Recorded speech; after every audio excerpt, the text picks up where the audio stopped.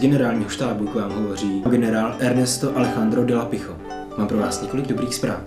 První, vaše země je už týden okupována. Jak si jistě pozorní diváci všimli, minulé nám během našeho pirátského vysílání vypadnul obraz již 3 minuty před začátkem. Proto jste přišli o reportáž o benefičním koncertu na podporu vykácení deštných pralesů v Brazílii. Již týden okupujeme vaši zemi. Za mnou vidíte ozbrojené komando a rukojmí. Díky tomu jsme se ovšem stali nejsledovanějším rozhlasovým pirátským pořadem v dějinách Jižní Ameriky. Už nemusíme vysílat nelegálně, ale my budeme. Už nemusíme okupovat vaši zemi, ale my budeme. Už nemusíte zahradničit podle našeho pořadu, ale vy budete. A to už od příštího týdne. A kdo nebude mít zaroubováno, ten to vysvětlí na výboru mého blaha, BMB. Protože vaše země už není. To není ona? Protože vaše země už není vaše. Je totiž moje. A na závěr mám pro vás vynikající zprávu. Už nyní se snažíme unést pro příští díl našeho prvního hosta Miguela, experta na rovníkový gardening.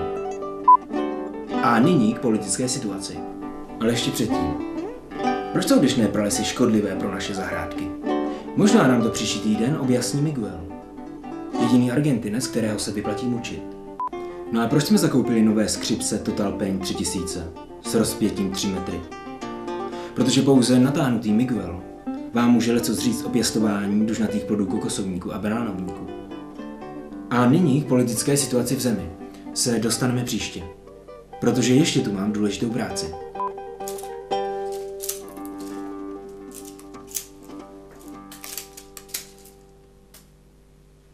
A nezapomeňte si nás zapnout i příští týden. V naší pravidelnou hodinu mezi 3. a 4. ráno. V některý všední den. Ten je tajný. A nezapomeňte, kdo nebude roubovat a prořezávat, bude se zpovídat na VMB. A do té doby roubujte. Bohužel jsme přetáhli i do počasí, takže jenom ve zkratce. Zítra bude oblačno až polojasno a doporučil bych tedy zítra vše doroubovat do 3 hodin odpoledne. Pak přijde ještě několik monzunů a od jihu se k nám bude blížit Katrina. Pěkný večer a zítra do 3 roubujte.